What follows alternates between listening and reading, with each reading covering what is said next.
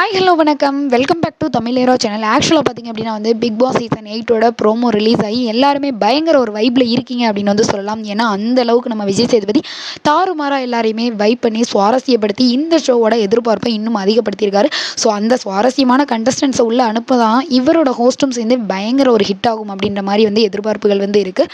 So என்ன அப்படின்னு பார்த்தீங்கன்னா அந்த மாதிரி பிக் பாஸ் அப்படின்றது ஒரு ஸ்கிரிப்டட் கண்டென்ட் அப்படின்றது வந்து எல்லாருக்குமே வந்து தெரிஞ்சது.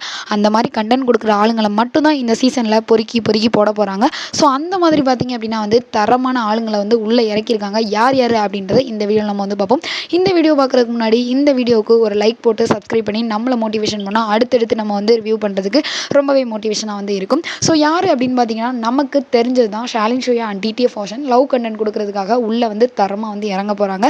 ஸோ கண்டிப்பாக லவ் கண்டென்ட் அப்படின்னா அதுக்கு எதிர்ப்பு ஒரு ஆளை இறக்கணும் இல்லையா? அதுக்காக பார்த்திங்க அப்படின்னா வந்து ஆக்டர் ரஞ்சித் இவர் பார்த்திங்க அப்படின்னா வந்து படத்தில் மட்டும் இல்லை சீரியலில் மட்டும் இல்லை இப்போ ரீசெண்டாக பார்த்திங்க அப்படின்னா வந்து காதலுக்கு எதிரான கண்டென்ட் வந்து கொடுக்குறனால இவங்க 2 பேரோட லவ் கண்டென்ட்டுக்கு இவர் வந்து எதிராக இருப்பார், கொளுத்தி போட்டுடலாம் அப்படின்ற மாதிரி இவரை உள்ளே இறக்கி பார்த்திங்க அப்படின்னா வந்து பயங்கரமாக ஒரு பெரிய பிரச்சனையை வந்து உண்டு பண்ண போகிறாங்க அப்படின்னு தான் வந்து சொல்லலாம் நம்ம டீம். ஸோ அதுக்கப்புறம் பார்த்திங்க அப்படின்னா வந்து நம்ம விஜய் சேதுபதியோட 50வது ஃபிலிமான மகாராஜா ஃபிலிம் இருக்கு இல்லையா? அதில் வந்து டாட்டராக நடித்த நம்ம சக்ஷிதா வந்து இந்த டைம் வந்து நம்ம ஜோவிகா மாதிரி ஒரு இளம் போட்டியாளராக வந்து உள்ளே இறங்க போகிறாங்க. ஸோ இவங்க எல்லாருமே அட்டென்ஷன் பண்ணுவாங்க அப்படின்ற மாதிரி தான் வந்து சொல்கிறாங்க. ஸோ இவங்களும் கண்டிப்பாக வந்து ஏதாவது ஒரு கண்டென்ட் கொடுப்பாங்க அப்படின்ற ஒரு எதிர்பார்ப்பில் இவங்களை வந்து களத்தில் வந்து இறக்குறாங்க. இப்போ நடிகர் ரியாஸ்கானோட பேர் ஆரம்பத்துலேருந்தே வந்து அடிபட்டுக்கிட்டு வந்து இருக்குது. இவரோட மகனான ஷாரிக் இருக்கார் இல்லையா?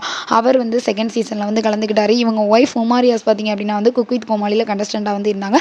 ஸோ இவர் இந்த டைம் வந்து வர்றதுக்கான வாய்ப்பு 50-50% வந்து இருக்கிறதாகவும் வந்து சொல்கிறாங்க. அதுக்கப்புறம் நம்ம நண்டு ஜெகன் வந்து வரப்போகிறதா சொல்கிறாங்க. குக் வித் கோமாளி சுனிதா வரதா வந்து சொல்கிறாங்க. சார்பட்டா படத்தில் நடித்த சந்தோஷ் பிரதாப் வரதா சொல்கிறாங்க. அதே மாதிரி பார்த்திங்க அப்படின்னா வந்து பிரபல காமெடி நடிகரான நம்ம செந்தில் வந்து சீனியாரிட்டி கேட்டகரியிலையும் காமெடி கேட்டகரியிலையும் உள்ளே போய் பயங்கரமாக ஒரு கலக்க போகிறாரு அப்படின்ற மாதிரியும் இருக்காங்க.